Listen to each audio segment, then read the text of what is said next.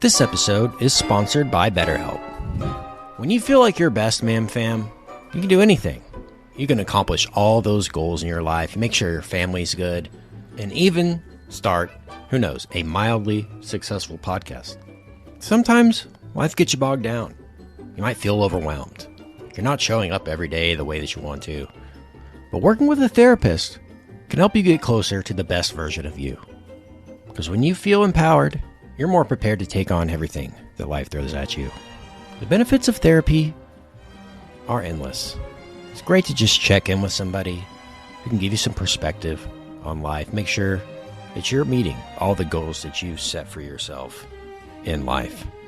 So whether or not you've been in therapy, now could be the time to give BetterHelp a shot. It's convenient, flexible, affordable, and entirely online. Just fill out their brief questionnaire. You get matched with a licensed therapist. You can switch therapists at any time for no additional charge.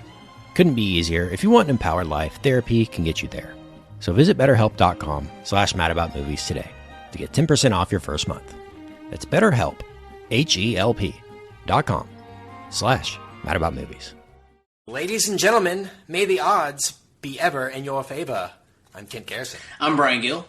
And I'm Richard Barton. And this is Mad About Movie. Da, da, da, da, da, da, da. You sound insane. You realize that? Yeah. The whole world gone crazy. Seriously? It's showtime.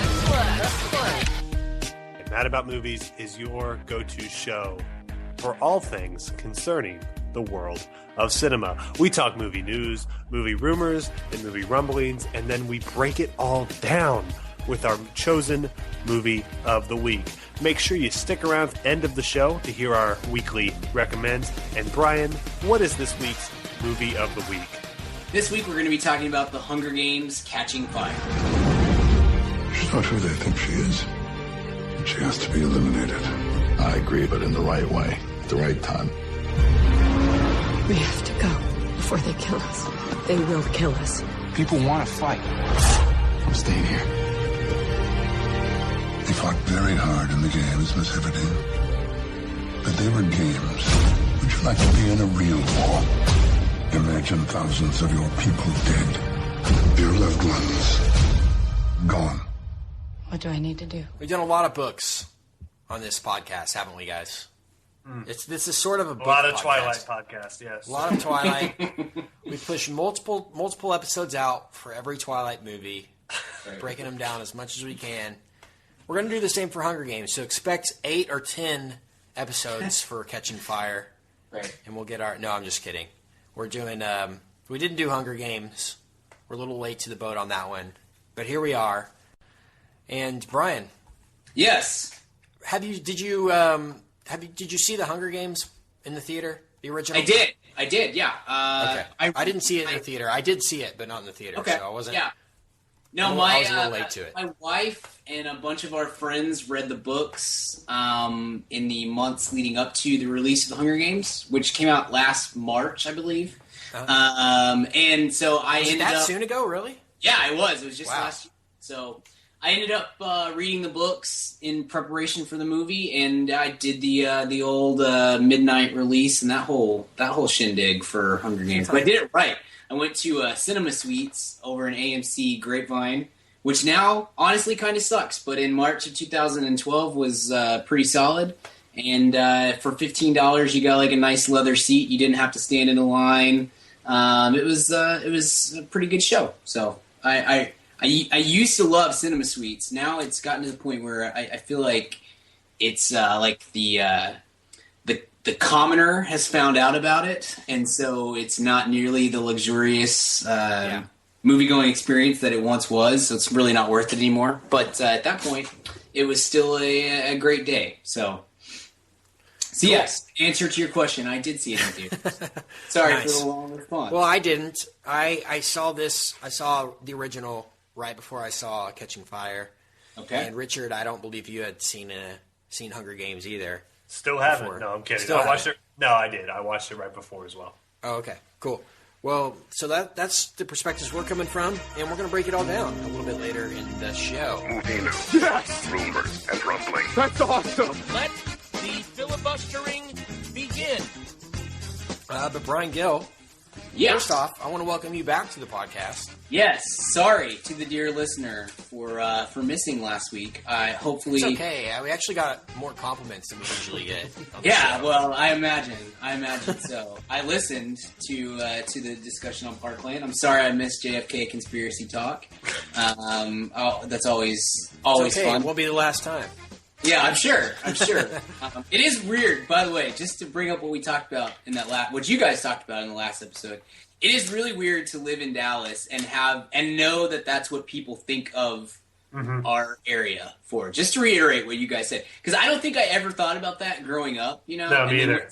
Went to college out of state, and I mean, not everybody, but there's a good chunk of people, especially anybody who was from up north. You know, you'd say, "Oh, I'm from Dallas Fort Worth," and they say, "Oh, that's where Kennedy shot." And you're like, "Really?" Like, I never really thought about that as the thing. That It's like a different Dallas that he was shot at, right? Yeah, Like, exactly. you know, he was Yeah. intellectually, you understand that he was shot in Dallas, but like, Right, it never really right. occurred to you that it's your Dallas. Exactly. That's how I was, at least. Yeah.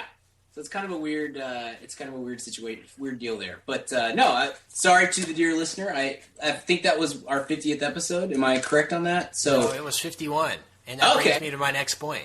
51 episodes, and I've only missed 2, including the 3 days after my child was born. So I feel like I'm doing all right. So Wow, Kent's that's still true. the only one with perfect attendance.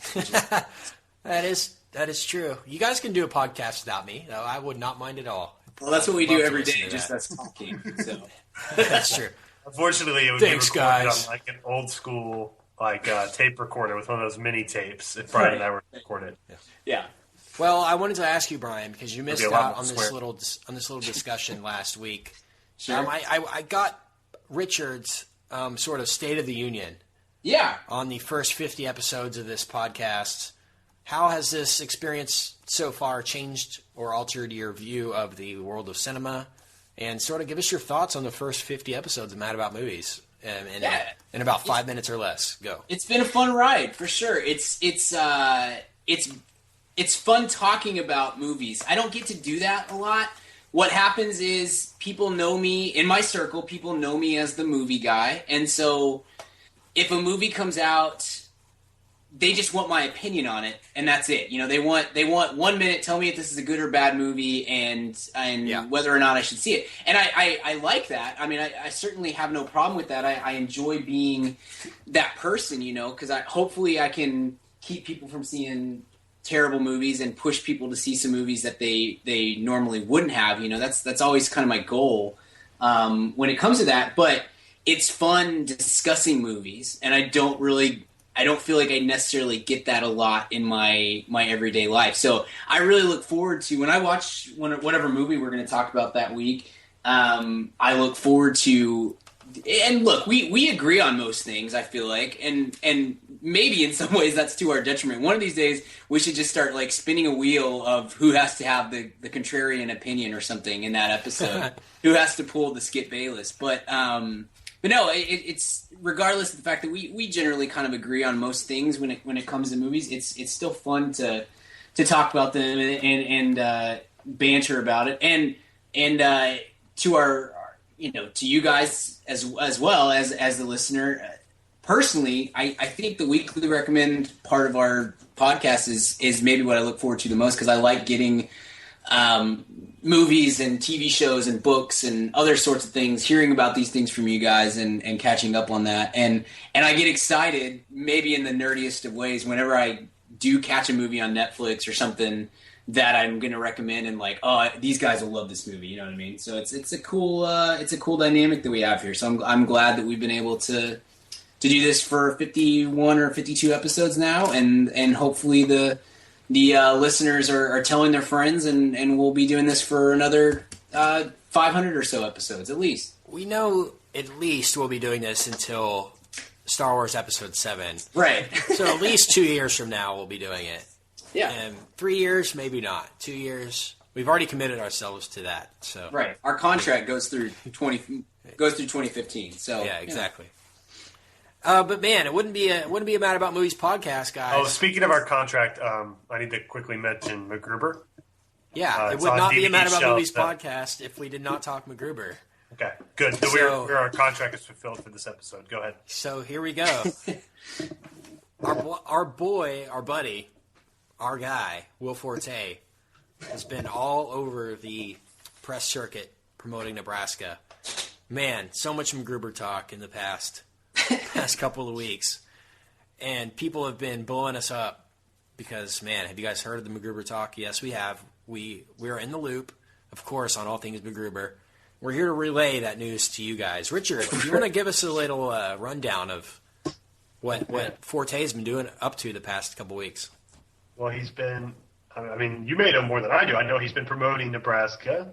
He was on David Letterman's show a couple weeks back, and Letterman complimented the wonderful MacGruber as such a funny movie, and Forte explained that it didn't necessarily take off with anyone, apparently, except for the three of us. Yeah. But he has been saying that MacGruber 2 is his dream project. So there's still hope for us group fans out there. Oh, definitely. Is that it? Is there more? Yeah. He on Letterman. It was basically funny because Letterman just all he wanted to talk about was MacGruber. He had him on there to discuss Alexander Payne's Nebraska, and for the first 5 or 10 minutes, or at least 5. I mean, it was probably a 7-minute interview, but for 5 of it, he talked about MacGruber. How'd you come up with it? Are we going to get another movie?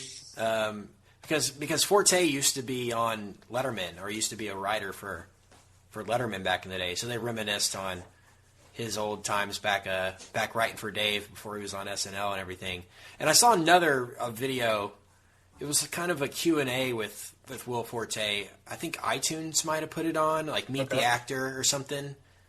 They do a little Q&A with an audience there. I think they do them at an Apple store or something. Anyway, he was on there. And like all the host wanted to talk about was MacGruber. and Forte was just like, no, let's talk about Nebraska and then we'll talk about MacGruber if you want to. He's like, but seriously, I want to talk about it. Like all Will Forte wants to talk about too is MacGruber. And so the last question that was asked on the Q&A from a fan was like, are there any plans for MacGruber 2? And he's like, yeah. He said that we've already started writing the script. He's like, when I get more time off with my writing partner, we're going to sit down and it's going to happen. So I want to just brainstorm with you guys a little bit. How can we get involved somehow? Do you think we could maybe? I mean, we could write a movie score probably for MacGruber. You've got like one of those Casio 80s keyboards. Yeah. A lot of 80s sounds we need, I think, for this to make it, to give it the sound of MacGruber. But man, how excited am I right now? I'm shaking. I don't know if you can hear this. You can't hear shaking, but I am. I'm shaking in my boots for this. But we need to. I just want to remind you guys before we move on. Write it down. We need to record our MacGruber bonus episode for Christmas. Don't let me forget. And listeners, don't let us forget, because that is definitely going to happen. Has any movie? This is kind of a weird question, but has any movie missed its time by such a short period of time? Does that make sense? Because that movie came out in 2010, right? Yeah. And no one saw it. Like, Richard was the only person who saw it in theaters. And Eric Moldenhoff. Yeah, and Monica. Right. Oh, man. And it made no money, but almost by the end of the year, it had become a cult classic. Like, that's such a short period of time to go from total bust, no one gives a crap, to comedic masterpiece that freaking David Letterman wants to know about when the sequel is. Like, it really missed its window by 6 months almost. Like, if it would have just come out a little bit later. I don't know. It's such a weird thing to go that quickly to become a cult classic like this. No, I agree, Brian. It's amazing and it's awesome. And Letterman was asking him about it. He was just like, "So what happened? Did nobody see it?" He was like, "Well, Will Forte was like, well, first of all, we were like immensely proud of it. Like everyone that made it and that was involved was like, man, this is the best movie we could have made. Like it was exactly what they wanted." And he was like, yeah, literally just nobody saw it. Like 1,000 people saw it, literally. And he was asking him, he's like, well, you must have made a lot of money off it. And he's like, no, I made $12,000, literally. That's what Will Forte made off MacGruber, $12,000. Such a shame. Amazing. Well, how much is the MacArthur Genius? How much is the MacArthur Genius Grant? That's like $1 million, right? He'll get that. I mean, it'll pay for itself. Right. Well, speaking of money, Brian, I was going to talk about this last week with Richard, but I wanted to get your thoughts. You're the X-Men guy on this podcast. Sure. I guess news came out, or a rumor came out over the past few weeks that the new X-Men, Days of Future Past, is the second most expensive movie ever made at Fox, I believe. Okay. Besides Avatar. So my question to you is, the old World War Z conundrum, do you think this has any chance at all of making that money back? I think it's $400 million budget or something. I'm going to have to look it up while you talk, so go ahead. I'm sure that... Give me your Days of Future Past thoughts first, and then... I'm excited about the movie. It's ambitious. It could certainly go way wrong, but I think it's a smart idea, and if they pull it off, I think World War Z proved to us that if you make a good movie, especially if you make a good blockbuster movie, people are going to see it. If there's big stars in it, which this has, right? It would exactly. That's kind of, I think that's exactly it, Rich. That's the difference between like World War Z and John Carter, is that nobody cared to see Taylor Kitsch, and especially in foreign markets, and that was my thing. Like in Poland, they see Brad Pitt in zombie movie, they're going to see it. It doesn't matter if it sucks. Right. And this is now you've got Fassbender. I mean, they really lucked into getting people. I mean, think about just the X-Men franchise, how they've kind of captured these huge movie stars right before they become huge movie stars. Yeah, absolutely. There's even Jackman originally, right? Yeah, exactly. Yeah, so no, I don't have any. If I was Fox, I would just be okay. Just keep. We're printing money over here, basically.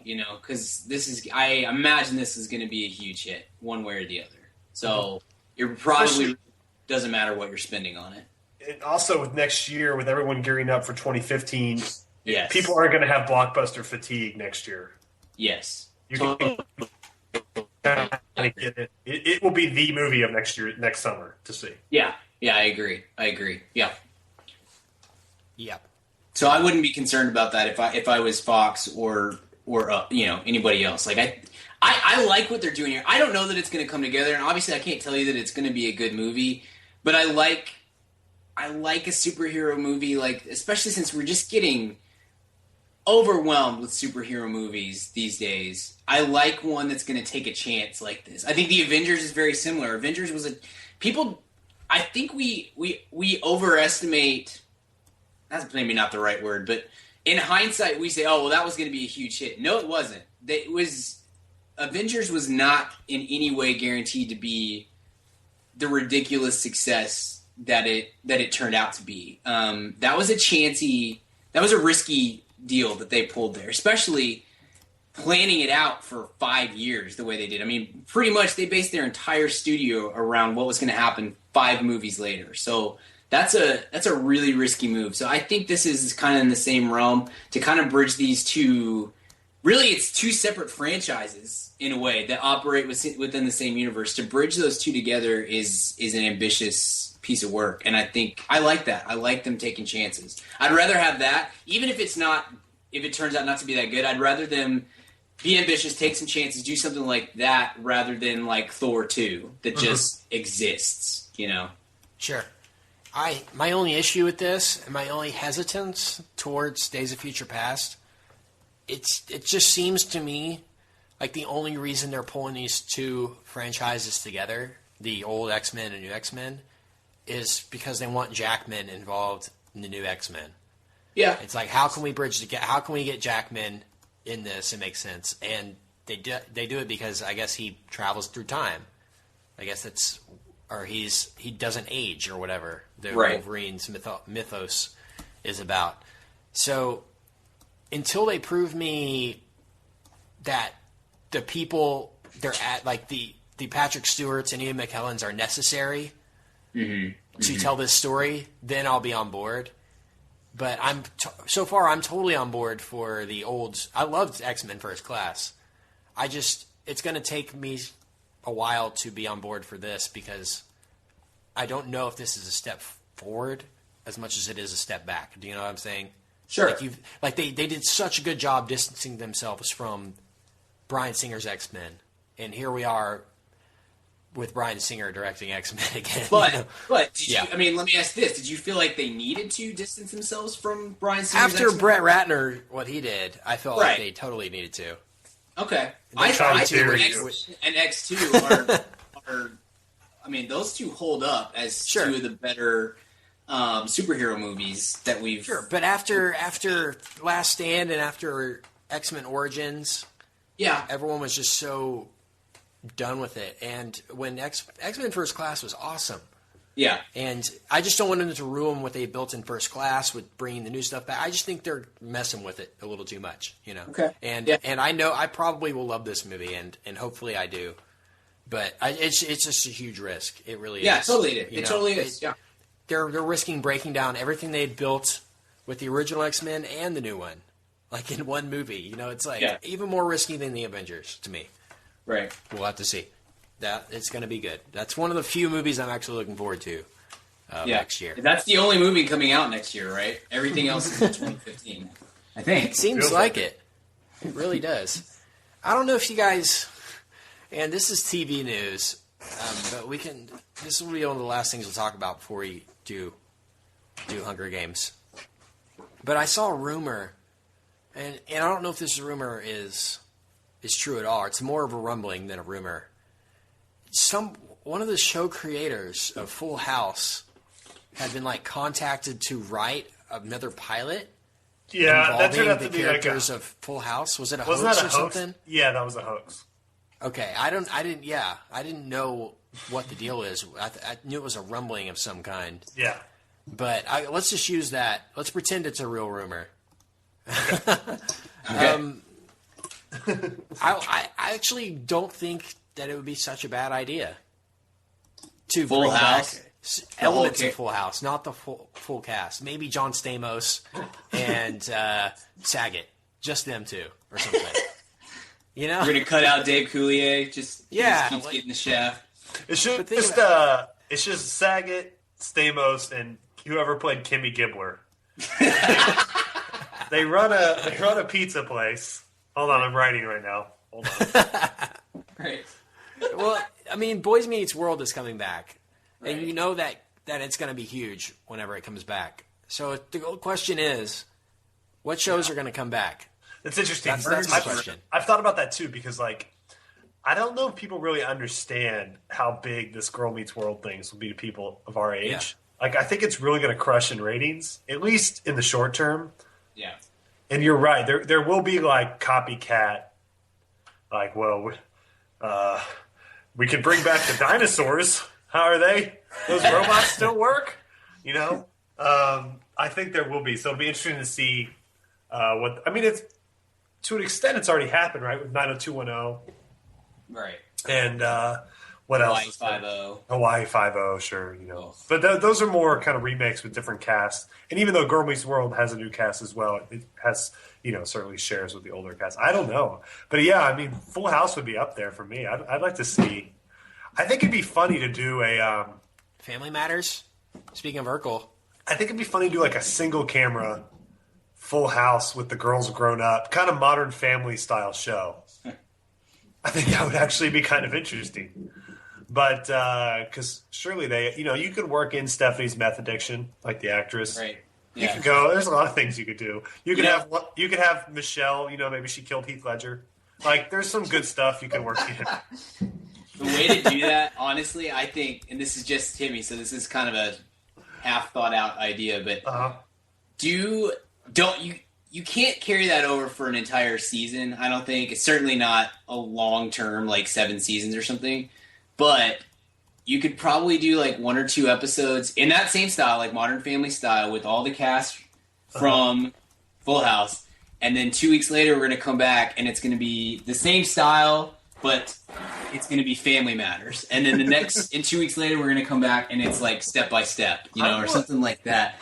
I would watch that. Like, that would be interesting to just totally gimmick it. I would too. Yeah, I mean, it's a total gimmick. It really is. But I think that would be one of those things that would be surprisingly a big deal, because whoever loved those the Cosby Show, whoever loves those episodes, even if this show sucks, they're going to tune in to watch that week or those 2 weeks just because. Absolutely. Well, I love family. And you remember, like, those shows did, like, and those shows would have like 20 million viewers a week. Yeah. So, like, you're getting a pretty good chunk of people that were somehow into that show that might TiVo this. Now, I think a Cosby Show episode and really just gimmick it. I mean, you could go all kinds of places with that. Since the kids were such big parts on Cosby Show, you could do like a thing where like Theo's the lead, and then you make Bill as sort of like he shows up like every 8th episode or something.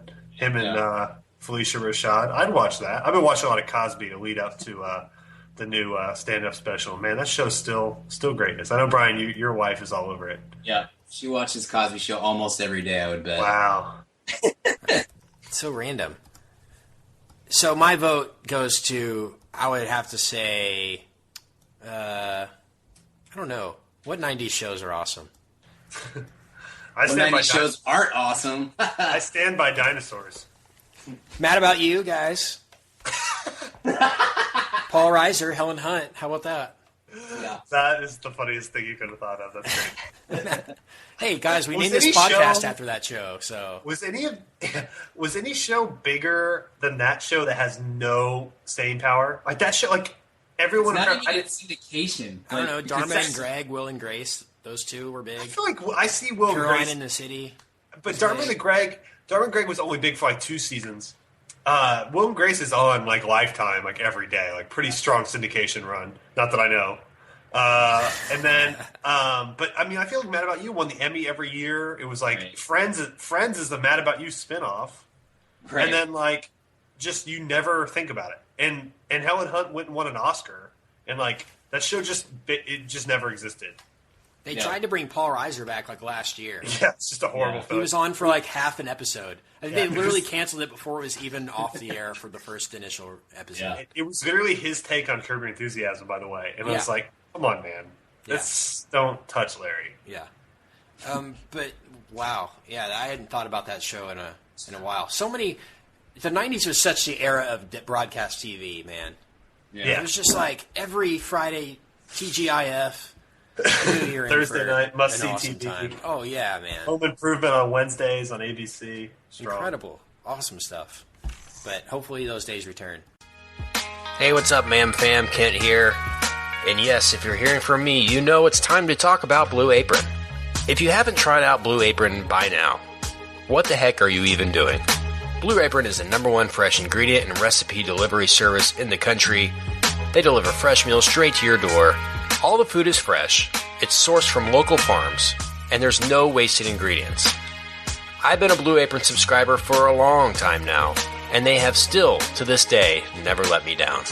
There's tons of variety. Some featured upcoming meals include summer vegetable and egg paninis, soy glazed pork and rice cakes, skillet vegetable chili with cheddar drop biscuits, holy crap, and garlic butter shrimp and corn with green bean salad. So take it from me. Try out Blue Apron now. Go to blueapron.com/mad. That's blueapron.com/mad. Get 3 meals on us for free. Nothing goes better with a movie than dinner. So check out Blue Apron. blueapron.com/mad. Blue Apron, a better way to cook. Hey, Ma'am Fam, question for you. Do you own a small business, or are you a boss? Are you looking to hire awesome people, but you just can't find somebody to fill that role? Well, let me tell you about ZipRecruiter.com. With ZipRecruiter, you can post your job to 100+ job sites, all with one click. In fact, over 80% of jobs posted on ZipRecruiter get a qualified candidate in just 24 hours. Find out today why ZipRecruiter has been used by businesses of all sizes to find the most qualified job candidates with immediate results. That's why ZipRecruiter is different. Unlike other job sites, ZipRecruiter doesn't depend on candidates finding you. It finds them. Right now, you can post your jobs for free on ZipRecruiter by going to ziprecruiter.com/mad. That's ziprecruiter.com/mad. One more time, try it for free. Go to ziprecruiter.com/mad. Thanks to ZipRecruiter for supporting this episode of the Mad About Movies podcast. So, guys, let's move on. Let's talk about Hunger Games. This is the 75th year of the Hunger Games. The tributes are to be reaped from the existing pool of victors. I get to say goodbye. So what do we do? I think these games are going to be different. The 75th Hunger Games! Wow. I made it clear. I made it clear before we jumped into this. I hadn't seen the original before in the theater. I hadn't read the books or anything at all. So I'm judging this basically as a movie. And I did enjoy the first Hunger Games movie more than I probably wanted to, I would say. I did kind of have guilty pleasure syndrome with it. But man, Catching Fire is so much better than the first one. Yeah. Just as a movie. It's so much more cinematic than the first one. Did they change directors? Yes. Yeah, they did. Okay. Yeah. Well, It didn't feel kiddie at all, really. I mean, it didn't feel like the first one just felt more like I was watching a preteen movie or something. This felt definitely more adult than the others. I mean, it felt like a Riddick or something. It felt, it really did. It felt just mature, and I appreciated that. It didn't dumb down to its inevitable teenage audience, which I appreciated. But man, such interesting characters here. That's the main thing with these that I enjoyed. The main characters are great. Katniss is good. Peeta as well, and Hemsworth, Liam, who is a Hemsworth, so obviously we love him. he's kind of a B team Hemsworth. He is definitely a B team. But I did, honestly, when I saw the first one, I was like, man, we need more Liam Hemsworth in the second one. We got it. We need more Chris Hemsworth in these. Yeah, if he could just show up, that'd be awesome. As Thor. This one's cool, though. I like this. I like this Hemsworth, but only because he dated Miley, and you guys know how much I love Miley. Yeah, she's a queen. She is. I would vote for her for Secretary of State. But so, I mean, just such entertaining. I love this country because you can do that. Yeah, exactly. And don't put it past her either. She this just such entertaining characters here. The cast is just awesome. Just talk about, man, they scooped up Jennifer Lawrence at the perfect time. The Hunger Games people, because she's totally beyond this now and still does it and she's just great. But I really do like the supporting cast. I mean, that's probably what makes these movies the most entertaining, is that when Jennifer Lawrence is not on the screen, we're still getting freaking Woody Harrelson, who's awesome. Right. Had no idea he was in these movies. And I turned on the first one on Netflix and I was like, yes! Long hair. It was, oh man, such awesome Harrelson work. Almost as good as Now You See Me Harrelson. Almost. No, nothing is as good as that. But such great Harrelson. Lenny Kravitz randomly in these movies as like a... and good. Like he's pretty solid. I mean, it's a nothing role, but it's pretty good. I like Lenny Kravitz. Yeah, it's just so random. Lenny Kravitz, who sings Fly Away, that song from the 90s. You know what, Are you going to go my way? Yeah. That dude looks good. Yeah. That's like 48 years old of... He's like if Lawrence Fishburne never aged. Yeah. He's just like... He would be the perfect Morpheus if they ever reboot The Matrix. But Stanley Tucci's great as well. He's great. He's great. Funny. I really enjoy the production design here, too. But I'll talk about more specifics here in a little bit. But Brian, give me your initial thoughts on Hunger Games and Hunger Games Catching Fire. Yeah, no, you guys touched on it pretty well. I actually really like the first one. I think I'm probably a little stronger on it than most people are. I think that Gary Ross, the director of that movie, it's definitely, you guys are totally right. It's definitely a little more kiddish than Catching Fire is. But I think he had a very difficult task to take a book that is very R-rated and turn it into a PG-13 movie. And I felt like he did a good job with that. I enjoy the contrast in that first movie between the capital and the outlying districts. I think he made some really interesting choices. And the director of Catching Fire has him to thank for kind of laying the groundwork for where they were able to go with this movie. But that said, I think Francis Lawrence, the director of this film, and hopefully for the other two films to come, I think he really has a feel for the world that is at play here. And he actually, you guys haven't read the book, so I'll just say the first book is a pretty good book. Yeah, it seems like the first movie would make a way better book as it's on its own. Yeah. Like it's just a standalone great book. Yes. And this is just trying to capture what the first book did, Yes. trying to repeat the magic, if you will. I totally agree. And that was my, you could have just read the books and you could have said the exact same thing. That's how I felt about it. After having read the 3 books, I like the second one less than the first one and the third one less than the second one.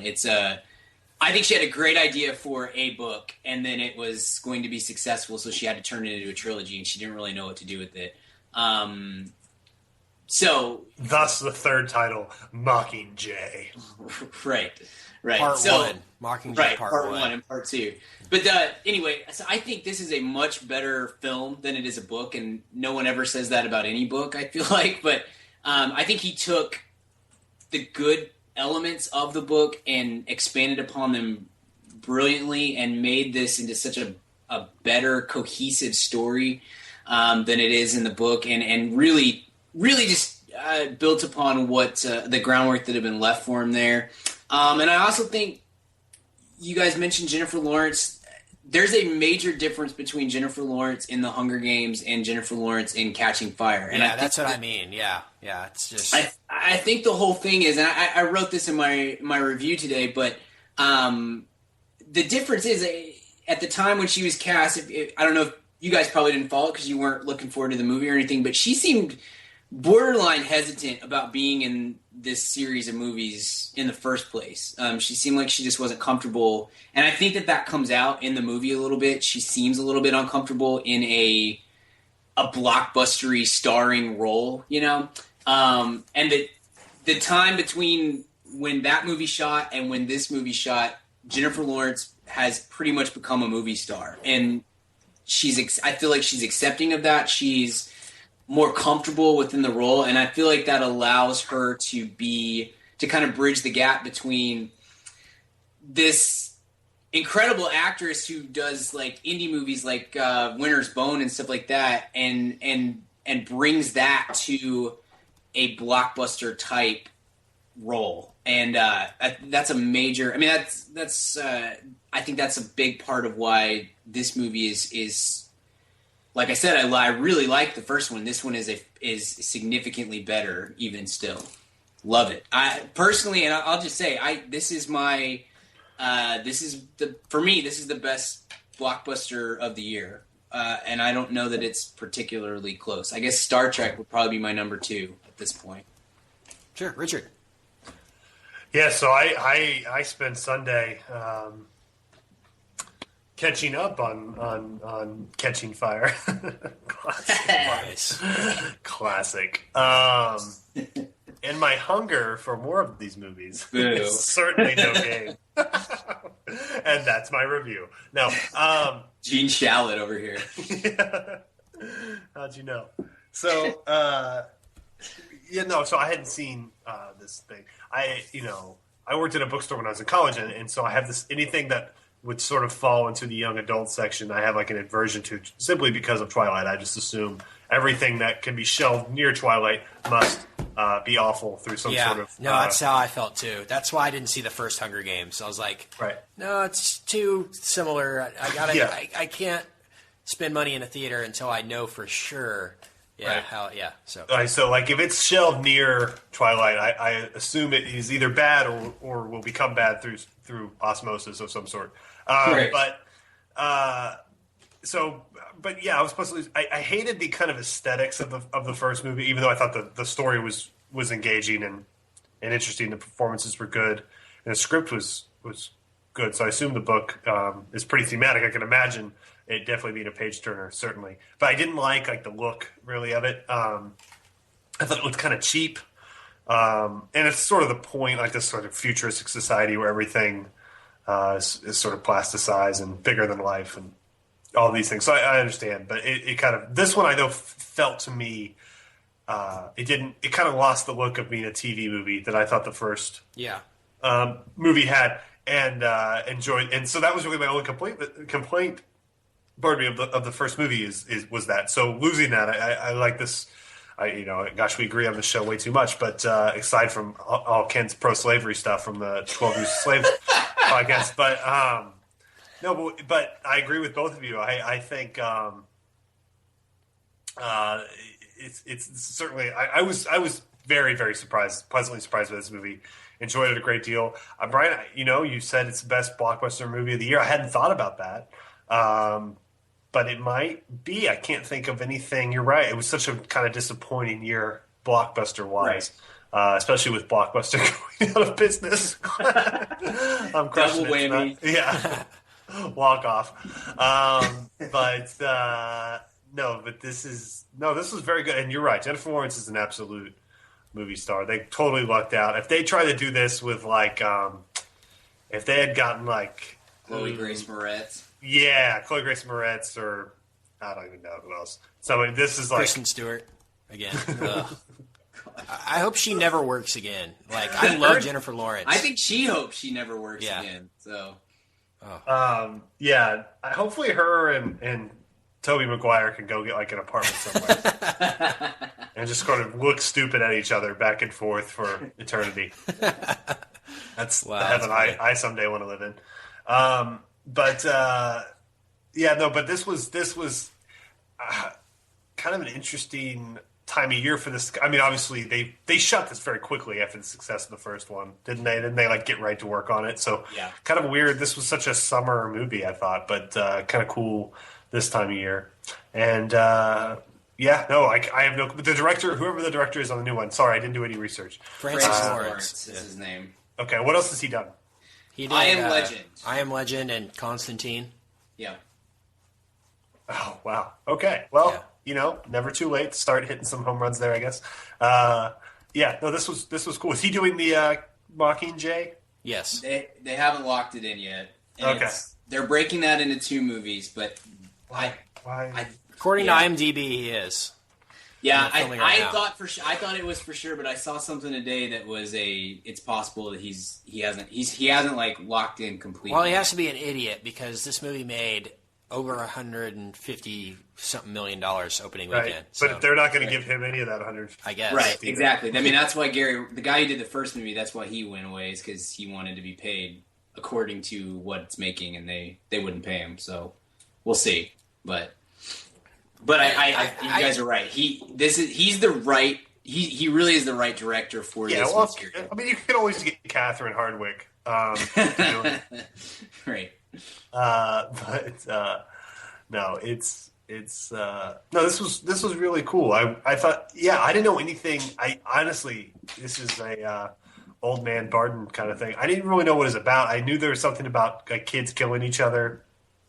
But I didn't know it was in the future. I was completely ignorant to this. So it was kind of cool to go in and all of a sudden feel part of the zeitgeist, I guess, and come off my island a little bit. It was cool. Yeah, I really enjoyed the production design in this one. Was so much better than the first one. I just enjoyed the world they were in way more. I enjoyed the arena aspect of it. I enjoyed Philip Seymour Hoffman's character in it as well. Yeah.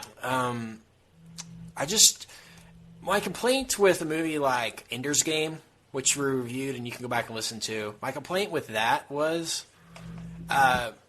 in like the battle scenes and in the simulations where the kids were training to battle, there was no stakes involved. There was no risk involved. These kids were shooting each other with like stun guns. That's what I like about the Hunger Games, is that these people are killing each other. like there's no black and white. It's like there's no way around it. Like you're gonna die or you're gonna live. That's it. You know, and that's what's so intriguing here. It's such an adult story, but told like through in a kid's way. I don't know how to say it like that. Do you know what I mean? Absolutely, absolutely. It's so appealing to so many different levels of audience member.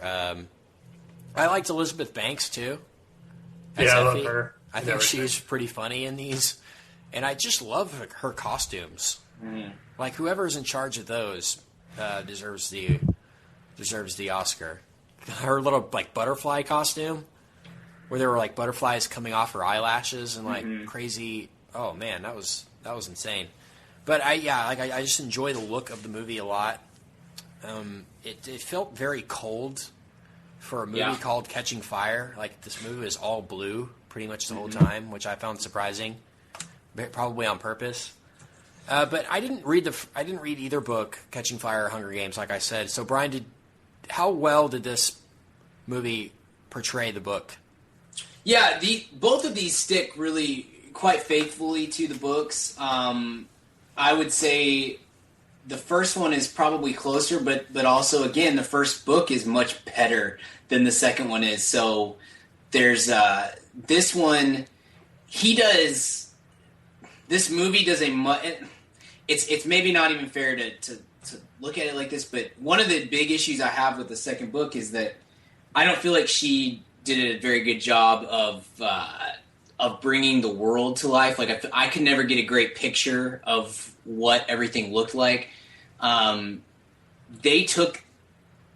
Francis Lawrence took what's happening in the book and really brought it to life and improved upon it so much that I found myself saying, oh, okay, now I kind of get what she was trying to say in the book. So yeah, they follow pretty accurately, and but I think when they vary, they do so to the better of both the movie and the story as a whole. I don't think the author is Suzanne Collins. I don't think that she is a particularly great writer, to be quite frank. But so these movies, when I read the second book, I told my wife, I was like, I think I didn't really care for that book, but I think the movie is going to be better because I think it did have enough good in it that you could take it. The right person could take it and make a great movie out of it, and I think that's what we've gotten here. Yeah. Now, is there anything that you liked particularly, Brian and Richard? I've mentioned some stuff, but is there anything that you liked more than you expected to, or anything like that with this? Yeah, I like when because we're all fans of blockbuster movies, and I may be a bigger fan of blockbuster popcorn type movies than either of y'all. I would say certainly Richard is certainly third out of the three of us on blockbuster movies.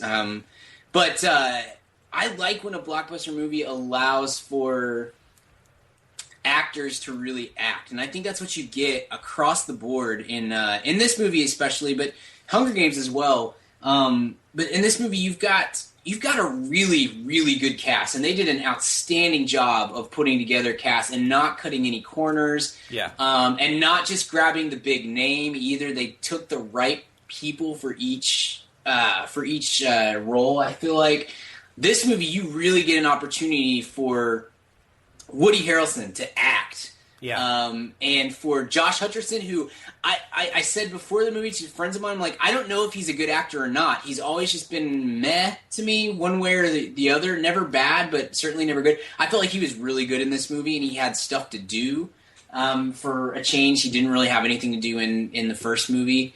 Philip Seymour Hoffman's awesome, and it's a small role, but he and Donald Sutherland both just have this really cool back and forth between one another. So I love the performances in this movie, and I love that that we're getting a blockbuster, popcorny, really a summertime movie, even if it does come out in November. This is a huge, big moneymaker movie, and we're getting some like really genuinely good performances in it, and they're being allowed to do that too. Yeah, I agree. I totally agree. And I wrote down, I really enjoyed the simulator. Mm-hmm. Like when Katniss was practicing shooting arrows. I thought that was a really cool sequence. Just a really, really short, simple sequence, but I thought it looked awesome. And I didn't really like the darkness. I mean, there were a lot of pivotal scenes that were, maybe it was just my theater, but I just felt it was very, very dark, especially in the scene where the baboons like attack them. It was quite. Maybe it was just my screen, like I said. Yeah, I just felt I've had a hard time seeing through a lot of that stuff. It felt very gray. But overall, man, just an awesome looking movie, too. And I was thinking, I was like, is this the kind of movie that's going to maybe sneak in there in a number 9 or 10 pick? I don't know if it has that. And I mean, because what can you compare it to? Like The Hobbit or something, or The Lord of the Rings or something. Lord of the Rings, yeah. I don't think it will, but that may be. Look, if it did, I don't. It's in the 90th percentile on Rotten Tomatoes. I mean, it's very well received. Such a good year, though. Like, I would imagine what happens is they treat it like Harry Potter, because Harry Potter was always going to be, well, they'll get the last movie will get a nomination, and then it didn't, because that turned out to be a kind of a strange year. But it's hard for a sequel to get a nomination like that unless it's the final movie. Yeah. So, but we got to say, I feel like we'd be remiss if we didn't say, like, it's really hard to do the second movie in a trilogy, even if the trilogy is getting split into 4. I get that, but the second movie in a lot of ways is the hardest one to pull off, because you don't really have a starting point and you don't have an end point. So to do what they did here was really, really quite impressive. This is on par with the better second movies in a franchise that you're likely to see. Yeah, man, I just really liked. I had no idea where the story was going to go after the Hunger Games original, and I was like, how are they going to get Katniss back in the Hunger Games? I didn't know how they were going to do it. And so then it made sense to me. I was like, why did they do 74th Hunger Games in the first one? Oh, because 75 is going to be number 2. And 75 gives them an excuse, like Seymour Hoffman says, an excuse to change the rules up a little bit for the next Hunger Games competition. Or I was going to be so angry if we go through this whole movie and we don't get another Hunger Games, competition or whatever, however game or whatever they want to call it. Because so much of the movie was just following Katniss around after the first one, and her dealing with being a celebrity and everything. And, man, she just fits this role so well with just her current state in Hollywood. And you just really felt like she was putting a lot of herself into this character, Totally, It just fit perfectly with what she's going through in her own life, And I just... Like you said, Brian, it's a good point that I didn't really thought about. They didn't pick the most obvious people for a lot of these roles, which I like. I just liked the people, even the other district, fighters or whatever you want to call them. The people like she teams up with throughout the different missions, like the two hippie people, and that dude bro guy. And other people, I don't know their names, so those are just my little nicknames how I can remember them. But it's just every person they introduced was interesting to me. And it's not like The Hobbit where you've got 50,000 dwarves that you have to memorize all their names. It's just too hard to keep up with all the characters in The Hobbit. I love those movies, and I love Tolkien and Peter Jackson and everything, but it really is. It's just too overwhelming sometimes. And this is just a perfect medium of great entertaining movie with interesting characters, and it's got a whole backlog of narrative that you can physically go back and read if you want to get more into it. Just an exciting franchise, really. Yeah. And it's one that's translated very well to movies, which is good. I don't think Twilight translated well to movies. People are going to say to me all day, but Kent, man, Twilight's such a good book. You got to read it. You got to get into it. Well, for a general audience, like, you can't get into Twilight without being head over heels into it. The Hunger Games is just a good, you can see the Hunger Games as a movie and never see Catching Fire, never read any of the books, and then still be like, oh, Hunger Games, yeah, I like that movie, or whatever. Right. And I felt like Catching Fire did a good job of retelling a lot of the stuff in the Hunger Games, where if you haven't seen Hunger Games, you could see Catching Fire, and still pretty much know what's going on here. So, I was just impressed with how it came together and with this series as a whole. Yeah. Because I'm not very familiar with it, but I am excited about Mockingjay. I didn't know they were doing 2 movies. They are, that to me. So I don't know whether that's a good or bad. It's probably good, because this movie felt way too long to me. This movie was like, it says 146 minutes on mine. And that's longer than 12 Years a Slave. That's pretty crazy for a kid type movie. But wow, excited for next year. It says 2014 for Mockingjay 1. Right. So it's pretty soon. So man, good stuff. I think this is going to go down as one of the great franchises, I think it is. The Lord of the Rings and Star Wars and Harry Potter, and this goes right along there with it. I think Twilight will end up being forgotten more than, but this has just a lot more cinematic quality than and a lot more staying power for sure. Yeah, it's just a better. And I can't fault you for saying best blockbuster of the year. That's a good point too, Brian. Good deal. Any other thoughts on Hunger Games? No. What's the grade from you guys? I'm going to give it a solid A minus. It wasn't great and incredible, but it was super solid. As solid as I could ask for, I guess. It didn't blow my mind. Okay. Richard? B+. Brian? I'm going to go an A. Cool. Yeah. Wow. Really liked it a lot. Yeah, super solid. And it's crazy that they picked a fall opening, too. And the next 2 are fall as well. This movie could have come out in summer and, stolen the summer, I thought. It was just good. It was one of the few blockbusters that's actually a good movie, rather than just a good popcorn flick, Yeah, totally. All right, guys. Well, let's move on. Let's do Weekly Recommends real quick. Weekly Recommends.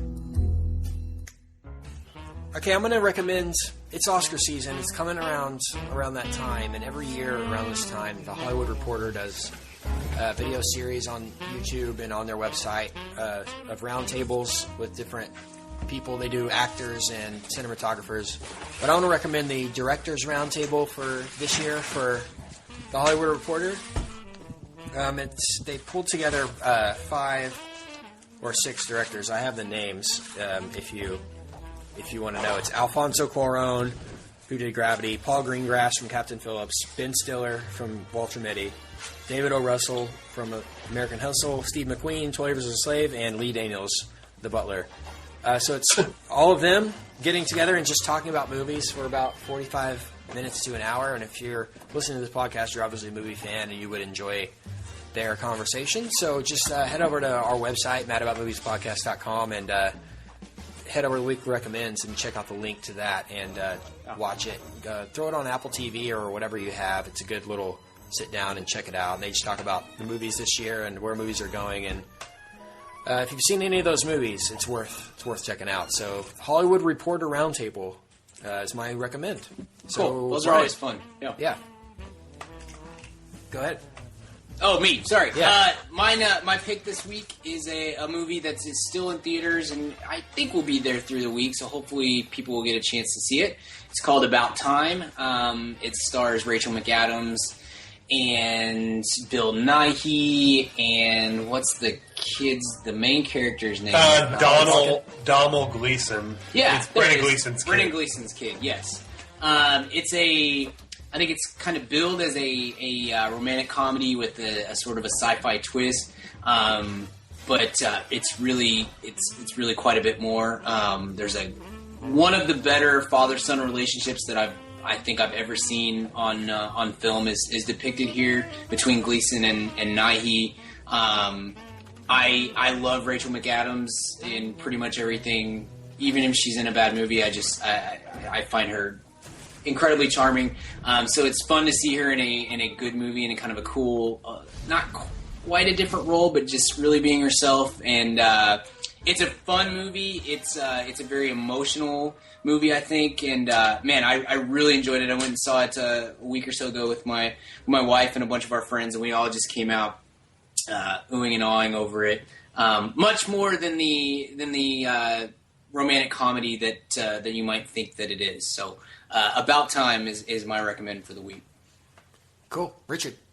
That was I saw that movie over the weekend too, and I knew I didn't make it. My would, and I just want to second. Really, really cool little movie, and really enjoyed my experience seeing that. And because this is just I know we have listeners all across the globe, but for our listeners in Texas, part of the reason I loved this movie experience was I saw it at the Alamo Drafthouse.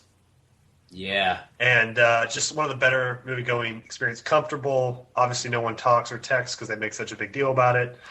Delicious menu. I really, really enjoyed the... it's in a random shopping center. It's like a TJ Maxx and an Alamo Drafthouse over Richardson off 75 in Beltline. But I know you guys are more on the Fort Worth side of town than me. But if you find yourself in Dallas wanting to see something, obviously, and there's Alamo Drafthouses in Austin and I believe San Antonio too. You can go down there. But if you're in Texas, in one of the big cities, not Houston, because if you're listening to this podcast from Houston, please turn it off. But Unsubscribe now. Unsubscribe, seriously, because that's just tainting our numbers. But any of the other actual Texas cities, these all matter. But yeah, head on over to Alamo Drafthouse, check out a movie. It's a great. The cool thing, they do these kind of these pre-movie shows that they put together, and they put a lot of thought into it. And ours had a bunch of had a time traveling sketch from because we were seeing about time. It had a time traveling sketch from the old Ben Stiller show. It had a couple Rachel McAdams trailers. It had Domhnall Gleeson was in a sketch comedy show in England for a couple years. So it had some random clips from that. So instead of just going this star along with who starred with Bruce Willis and the whole 9 yards. Tim Matthew Hawks. Perry did. Yeah. Everybody in the theater stood back when we screamed Matthew Perry. Catch that reference if you can, listeners. But anyway, this actually is enjoyable. Yep, there you go. If you don't want to just sit through all that, this actually get to the movie a little early. Grab yourself a little food and enjoy the little. They put together with a lot of thought. It's like watching a YouTube show affiliated with your movie. It's enjoyable. Yeah. So Alamo Drafthouse is your recommend. Cool. That is awesome. It's the best. If they would put one on our side of town, that would be the only theater I'd go to ever. It's the best. But it's such a haul to get out there. Let's go out there together. One time there's this movie we all really want to see. I'll drive, and let's all go out together. Now you see me too. Yeah.